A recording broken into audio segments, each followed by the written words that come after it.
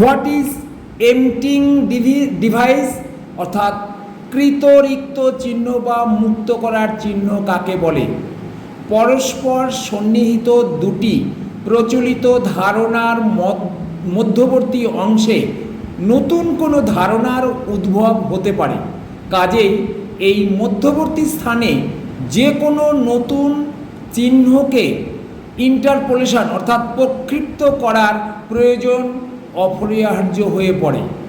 বর্গীকরণ তালিকার যে কোনো সংখ্যা বা অক্ষরের পরে যদি কোনো মুক্ত করার চিহ্ন স্থান পায় তাহলে ওই সংখ্যা বা অক্ষরের অর্থসূচক মূল্য অর্থাৎ সিমান্টিক ভ্যালু মুক্ত হয়ে যায়, যদিও ক্রম পর্যায়সূচক মূল্য অর্থাৎ অর্ডিনাল ভ্যালু ঠিক থাকে।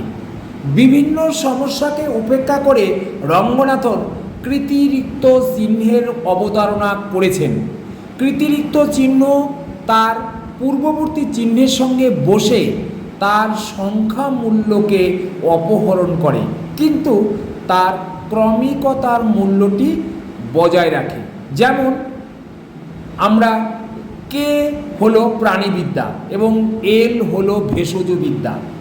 এখন এই দুটি বিষয়ের মধ্যে যদি নতুন একটি বিষয় পশুপালন প্রবিষ্ট করতে হয় তখন আমাদের কৃতিরিক্ত চিহ্নের সাহায্য নিতে হবে।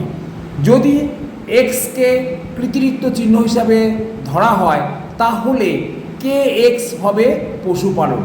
তাই এখানে দেখো কে এর পরে আই জে কে এল মাঝখানে কোনো লেটার নেই, কিন্তু আমার নতুন বিষয় পশুপালন হাজির হয়েছে, তাহলে তাকে জায়গা করে দেওয়ার জন্য আমরা এই এমটিং ডিজিটের সাহায্য নিয়েছি। তাহলে সেখানে এক্স একটা সংখ্যা লেটার এনে কে এর পাশে বসিয়ে কে এক্সকে আমরা পশুপালন হিসাবে আইডেন্টিফাই করতে পারলাম। তেমনি কোলন বর্গীকরণে T U V W X ওয়াই এবং জেডকে মুক্ত করার চিহ্ন হিসাবে ব্যবহার করা হয়ে থাকে। Thank you.